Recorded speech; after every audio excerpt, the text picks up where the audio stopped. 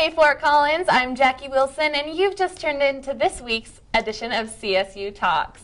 February is Black History Month, and in the spirit of celebration, we're talking to our fellow Rams in order to find out how to get involved and what Black History Month means to students on CSU campus.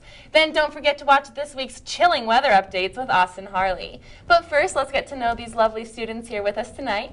Thank you guys so much for being with us. Thank you for having us. Will you guys introduce yourselves? Yes. My name is Alea Griffin. I'm a junior here, and I'm studying communication studies. My name is Martin Thomas. I am a senior at CSU, and I am a journalist major. My name is Jasmine Kabera. I'm also a senior, and I'm graduating in May. Wonderful. Thank you guys again for being here. So we're here to talk about Black History Month. And will you tell us a little bit about what it's like to be a minority in the CSU campus? It's a little lonely, but it's a tight-knit community. Once you see, another minority on campus, it's kind of like having a special bond, if you will, to someone you don't know, but you're connected only by skin tone or race or something like that. But I mean, it is kind of being like in a small family. So, it's home. Right. I mean, it was a little intimidating when you're a freshman. You walk into a classroom, you're the only minority in class. It's kind of like having a giant spotlight on you. So that was intimidating. But, over the years, you make connections, you make new friends, and you get a little more comfortable. But it's still something that's like in the back of your head. Definitely. Mm-hmm. That makes sense. And I agree, it is intimidating, but we have to be active in finding the resources that we need on this campus, like the Black African American Cultural Center. Very cool. And I know you have some involvement in that, correct? Yes. Very cool. Can you tell us a little bit more about what that is? The Black African American Cultural Center is a place where any minority group can go just to get a sense of home and community there when you feel lonely, or if you want to be involved in different things that have to do with your culture. It's just a place you can go and have some type of input and feel like you belong. Right, very cool. And I know CSU has about 2% of a Black or African American minority, so that's great that we have such awesome resources for that. Do you know where that building is located? Right now it's actually in the rec center. I think we call it LSC West. Yes. Yeah. It's in the rec center, so it's right next to ASCSU, Slice, and all the other minority cultural centers. Okay, very cool, very cool. And like I said, it's about 2%. Do you think that factor, that statistic, had anything to do with your choice to come to CSU? It's a very small number. I didn't know it was that small coming into CSU. The key communities that's held in Braden, key academic, and I was a part of that, and they welcomed me with open arms. It was a lot of diversity going in and out of the halls on both sides of Braden, but the 2%, it was not that big of a factor of me coming to CSU, but key community was a huge factor.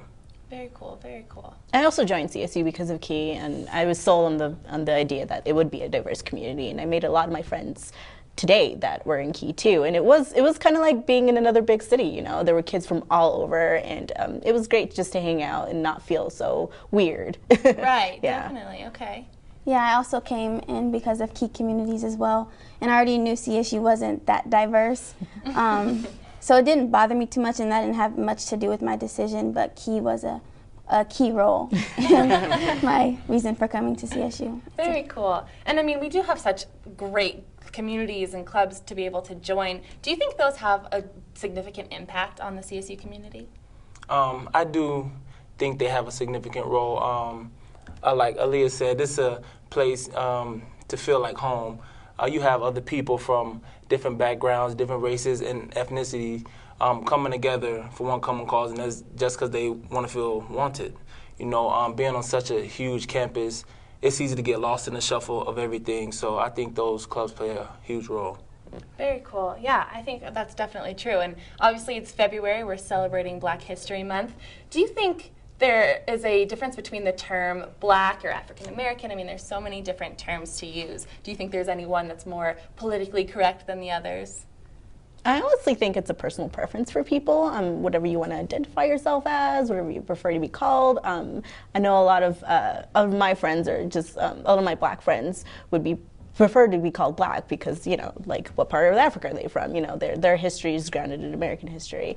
Myself, I prefer to be called African rather than African American, but not everybody knows that I'm African. So, I don't care. I don't know about you guys. Yeah, do you guys have any preference? Is this kind of something that is touchy, you think, or? I kind of go back and forth, as you can tell, between Black or African American, but with the group that I'm involved in, which is Africans United, you'll come to see a lot of them would prefer to be called African because they don't feel like they are American, or a lot of Black people don't want to be considered African American because they're not from Africa. Okay, very interesting. Well, thank you guys for sharing that. We actually do have to take a quick break, but we will be right back. And thank you again for joining us.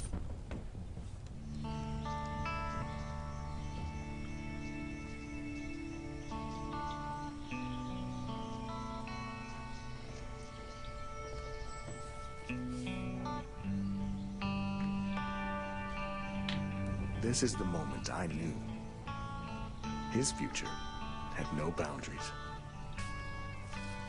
There are some moments only the forest can inspire. Find yours at discovertheforest.org. Welcome back, Rams. This is CTV Talks, and you've just tuned in to hear about what CSU students think about Black History Month and how it's relevant to their lives on campus. Let's meet our guests again. I'm Alea. And I'm Martin. I'm Jasmine. Well, thank you again, guys. We're talking about Black History Month. It is February, and obviously there are so many iconic figures that we refer to. In fact, Martin, you told us a little bit about your name. Can you tell the audience some of that significance? I can. I do have a twin brother, and my name is Martin, named after Martin Luther King. He is Malcolm now, named after Malcolm X. And, we were named them because they are both iconic figures for obvious reasons. But it just holds power in those names and a type of meaning behind them, much better than my mom's idea of naming us Alvin and Calvin. There you go. But I know people who hate the name, but it's kind of hard to hate my name. But I wouldn't rather be named anything else. Right, that's very cool. There's such iconic figures, and oftentimes that's what we think of when we think of Black History Month, are these big, big figures. What do you think is something else to take from Black History Month? I think it's important to reflect on the generational responsibilities people have had in our progress and use Black History Month as a way of teaching the youth the sacrifice and the struggles people, not even just the leaders, but just regular, ordinary people went through to get us where we are today. Absolutely. That's very cool. I remember earlier we were discussing just how we do tend to focus on these very large figures, but there were so many people who came into play in all these big civil rights movements and beyond. Absolutely. Yeah, definitely. And so we talked earlier about how many clubs there are on campus. Is there anything that you're involved in or would like to see CSU grow and develop in this sense? I think United Men of Color is a great organization to get involved in. They push all the motives that a young man should strive for, not just black males, but also Indians, Muslim, including white. They just push all facets of manlyhood and development that everyone should have. That's great. That's great to hear that we have such awesome communities built at CSU. Now, do you think that there's still a big racial problem, maybe even in our community itself in Fort Collins? Definitely. Racism is an institution, but outside of that is, there's people who either aren't comfortable or prefer to be colorblind, which isn't that great because then you're not acknowledging that there's a problem in the first place. And then there's people, who are outright hostile and, concentrate on stereotypes. So, it can be really hard, especially in Fort Collins. We're so far up north and people are a little bit more closed-minded. But, there's a great community here at CSU, and there's definitely a great support system with the back office and, all the other organizations here. Yeah, definitely. I think that's awesome. Well, guys, thank you so much for joining us. I really appreciate you being here. Thank you. Thank you. And now that we've heard a little bit about what Black History Month really means to students on the CSU campus, we'll be right back in a bit.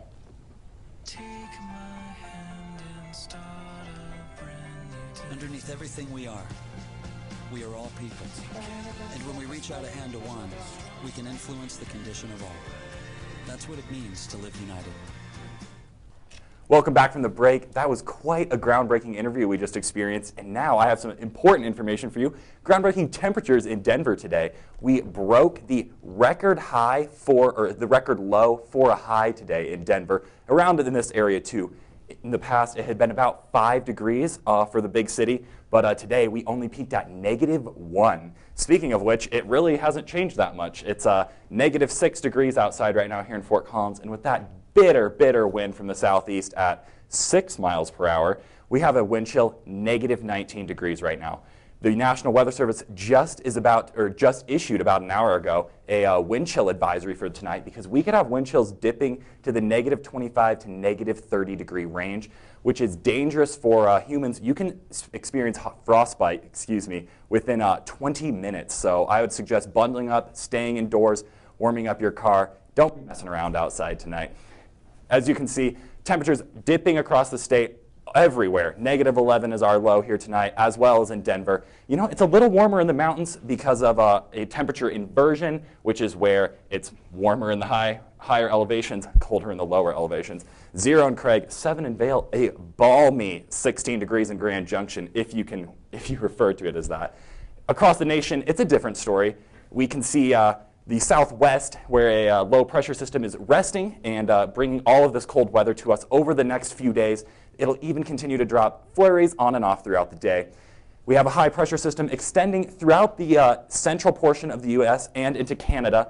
That is blocking this system down here, and that's what's going to be bringing us all of this snow over the next few days. Let's go ahead and take a look at the highs for tomorrow. 9 degrees, so a little bit of an improvement here, but nothing too drastic. 13 in Denver, 15 in the Springs. It's just going to be another cold day. Those wind chills will have it probably around 0, maybe some negative temperatures too, but it's just not going to feel much warmer than it was yesterday. We're going to take a look at the 5-day and see that we have some relief in sight over the next few days, but it's nothing too drastic until Sunday. A chance of snow showers comes every day until Monday. There might be a chance that it will break off after that, but it's kind of too far out to tell.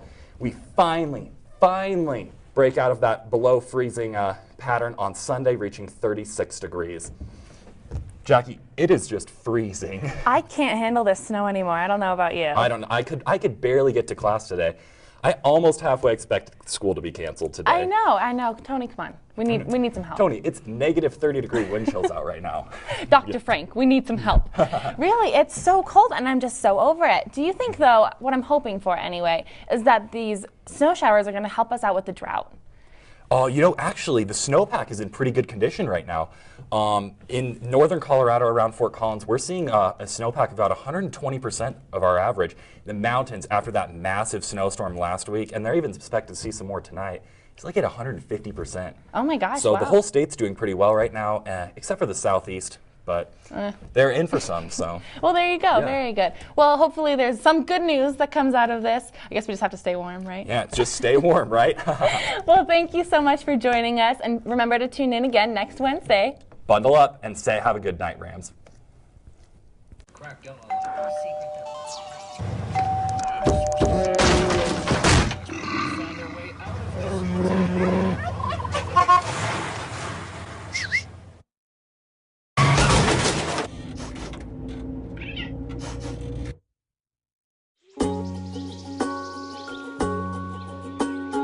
Getting closer to nature can get you closer to your family. Go to discovertheforest.org. This is the moment I knew. His future had no boundaries. There are some moments only the forest can inspire. Find yours at discovertheforest.org.